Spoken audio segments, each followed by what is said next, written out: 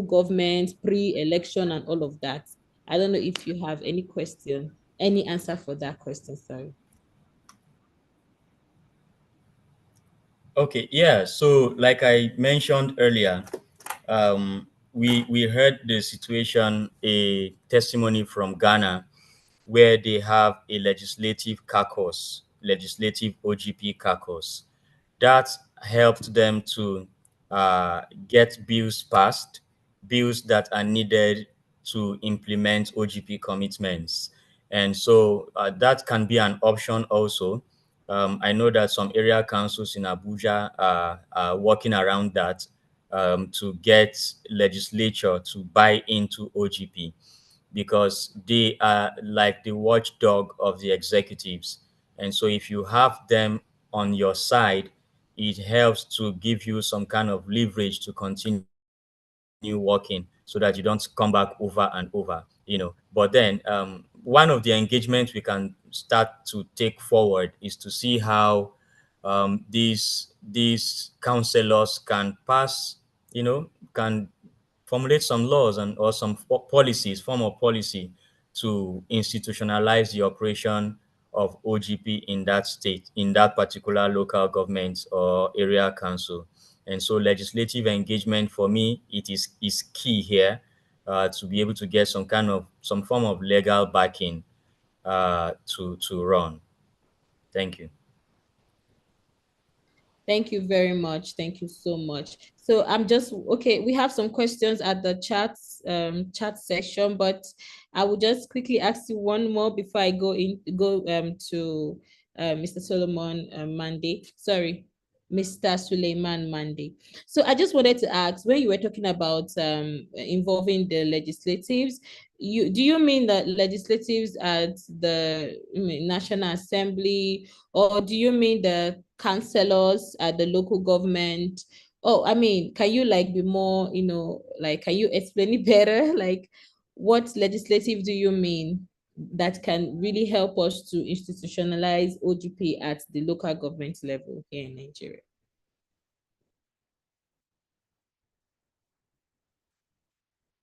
Okay, so I don't know if Mr. Philip is with us, but I think maybe network is giving issue. So I have a question for Mr. Solomon Mande. Sorry, Suleiman Mande. I don't know why I keep calling you Solomon. So yes, so my question is, what roles, can youth, especially youth, and maybe community actors play in sustaining accountability at the local level? I mean, how can these young people, these youth, you know, sustain accountability at the local level? What role can they really play in sustaining this accountability? Please, you have the floor, sir. So thank you very much, Blessing. Just for clarity's sake, it's okay if you call me Solomon. Solomon and Suleiman is all the same name. You understand what I mean? Just maybe the Suleiman is the Arabic one, the Solomon is like the Hebrew or the English. It's all the same name. That's perfectly okay. And so this is Oh, a very okay. interesting. This is a Thank very you. interesting. Yeah, yeah, no problem. This is a very interesting question. Yeah. I think Mr. Philip made mention of technology, which is actually a power that we have at our disposal today, right?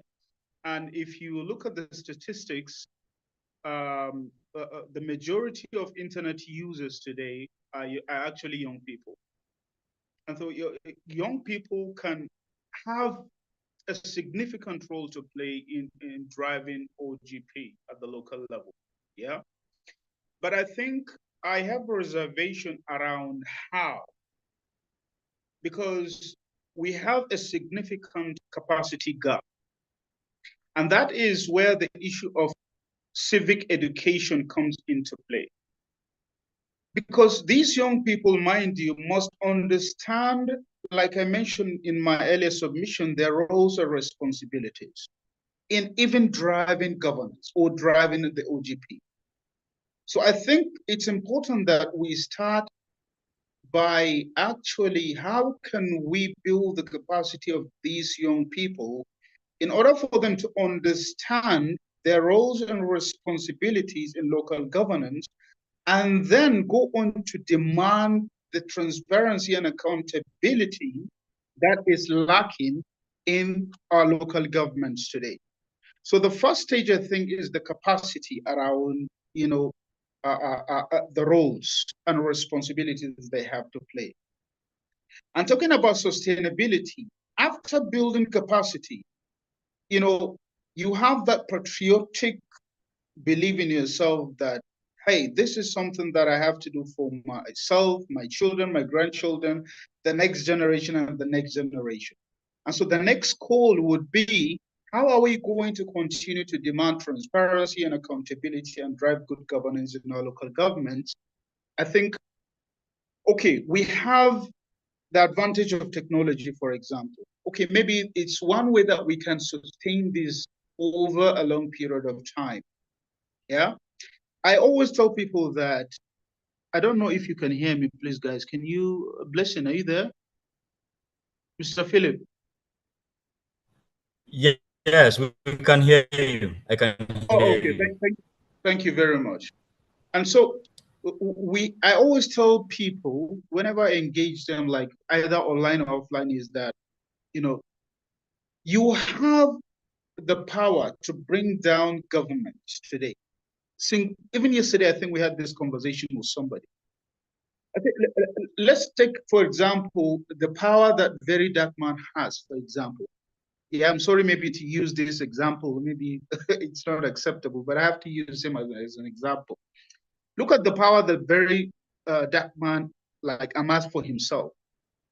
Like, he is able to speak within just 1 minute video or 2 minute video, can put pressure on the entire country, on the government. And so this is one of the sustainable ways to actually drive OGP, to actually drive good governance, to actually demand accountability and transparency. But of course, most importantly, I will always repeat myself that this cannot be achieved except when young people themselves have what it takes for them to understand what even OGP means, what transparency means, what accountability means, what inclusion entails, and what are their roles or responsibilities in ensuring that there is deliverance of good governance in their local government. And what are their roles and responsibility in protecting the rights, in protecting and defending their democratic rights and values. So young people have a significant role to play, but I think we have to start from the basics, the capacity through civic education. We need to put more energy and more resources into doing that, because that will then create the platform for these young people to drive the initiative, to drive the change, and eventually make it sustainable at the end of the day. Thank you. Thank you so much. We have to start with capacity building. More resources, more energy should be channeled to capacity building of these young people, to empower them to, hold the local government accountable. Thank you so much, Mr. Suleiman Mande. And that was a very, thoughtful response, thoughtful answer. So I would want to look at the comment section. We have a couple of questions here. We have from Rafiq, our guy from Tunisia. He said, I have co-created with some members of our association a knowledge quiz on OGP and OGP local, which I would like you to try out and provide me with necessary feedback. Yes, please reach out to us via info@dean.com.ng, and we'll take it up from there. Sorry. So we have a question here, and this question, I think it can go to either Mr. Suleiman Mande or Mr. Philip. It says, how can NGOs that has good governance as part of their area, maybe part of their thematic area, be involved in OGP mainstreaming? How can NGOs that has good governance as part of their thematic area be involved in OGP mainstreaming? I think, Mr. Philip, if you would like to answer this question, that would be so good. Okay, so They are already involved in OGP as far as I am concerned. So all that is needed is to plug them into OGP implementation in Nigeria. You could send an email to info@ogpnigeria.gov.ng, expressing your interest to participate in OGP processes, and definitely you be placed in one of the thematic working groups in the next action plan cycle. I think you are already mainstreamed in OGP as far as you are doing good governance, because OGP is all about.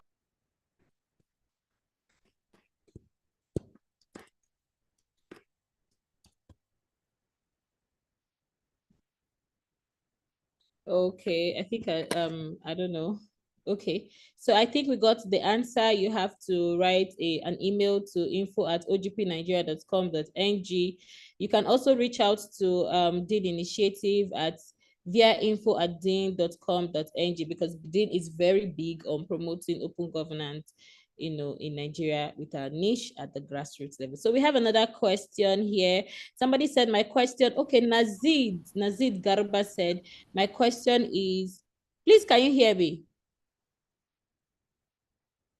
Yes, yes, can hear you. Yes, we can hear you. So my Nazid Garuba is saying, my question is, does OGP have sub-platforms for youth to report situations on the local level? Does OGP, maybe OGP Nigeria, have sub-platforms for youth to report situations on local level here in Nigeria? So for that, I'll respond by saying the best way is to connect with the OGP in that particular state. If that state is signed up to implement OGP in Nigeria. Currently, we have 27 states that have signed up to implement OGP in Nigeria. So if that state belongs to OGP Nigeria or is implementing OGP commitments, that's the place to start, because they definitely, once you plug yourself in, you can vent any of your complaint or report any issues down there, and it will be carried on. Thank you.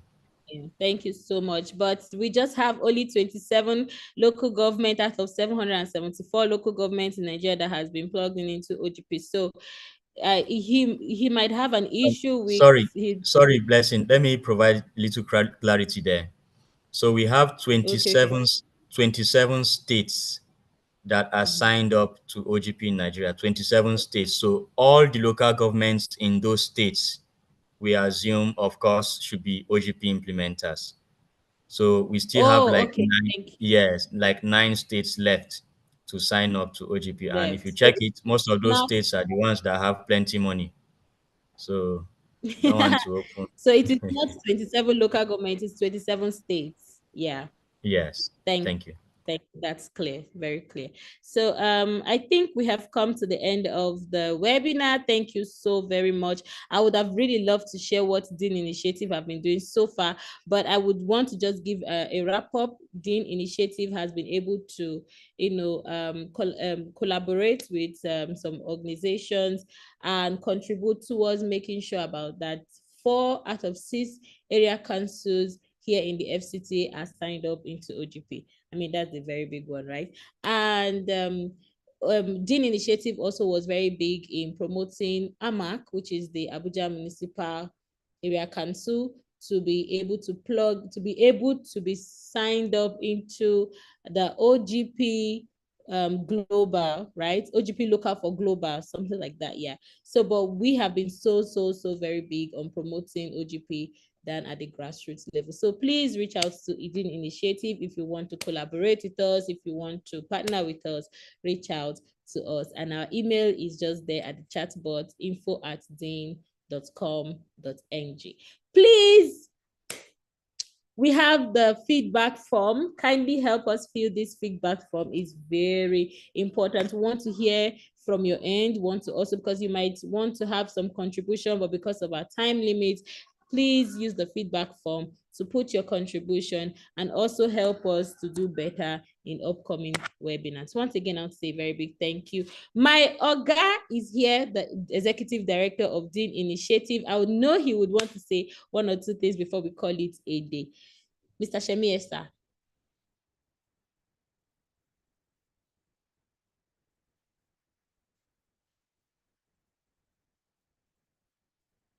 Okay, I don't know, I think maybe network issue.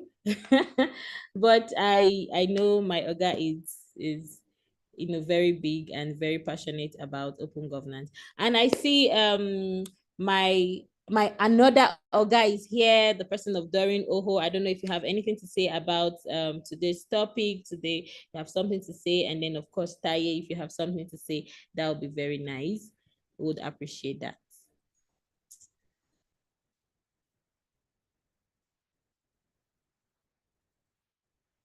County government. But I will want to touch, I know somebody will ask me. Yes, please talk. Thank you so much. Thank you so much, like Mr. The report on deviation of funds, Executive General when it comes to diversion of funds, and my brother from Sislak, thank you so much for sharing this amazing but we'll tell you, diversion is wisdoms not and resources with us. We're it's only illegal. Our big ambition is to continue to work with you might budget for a project, every interested stakeholders to open there is up no way you can implement that so these funds will be taken to implement another project. So sometimes diversion is not illegal unless it's malice. For example, unless you feel you have evidence that a diversion was malicious or it denied the rights citizens of a certain area, some rights, or there was discrimination, such like things I might not know, but I was technically where I sit, somewhere sometimes recently, and reports that are given by the Controller of Budget and the Auditor General, it's just a matter of maybe furnishing the rightful documents or giving them the exact legal cost why an issue might have arisen. Thank you. Of holding the water. Thank you very much, Veronica, for that very robust big issue of capacity gap answer, because I think you have even gone back to the issue of diversion of funds. I know there are a lot of issues around issues to do with the supplementary budgets, where I think many times those things are redirected to other projects. Landscape. But I think, Paul, I know even Edwin, you had wanted to speak. You can just kindly request the mic. CSO, then you'll be given an opportunity. You are already working once you are in that space, to request the mic so that you need to continue plug the in presentation. so that As our we do that, work can, anybody else who would want to chime in can also do the same. Thank you, Blessing, for making and I this think happen. now, Paul, you're a speaker, so you can proceed. Thank you. Sharing. At the moment, I am interchanging from about 3 different OGP webinars, and I'm a speaker in 2 of them. One in the I think Paul is having a slight technical challenge, and as the we global continue working on that. OGP. I think I would also be very keen to hear from Griffin. Exactly. Yes, thank you so much. I think you can hear me now clearly. Yes, we can.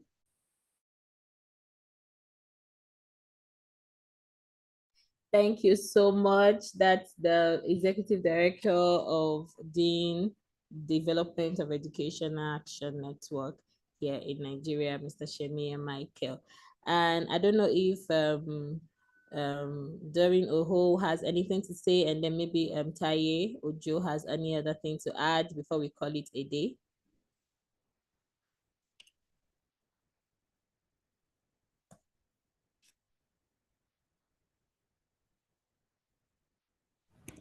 I think Taye Ojo is busy looking for the next local government to get signed into OGP.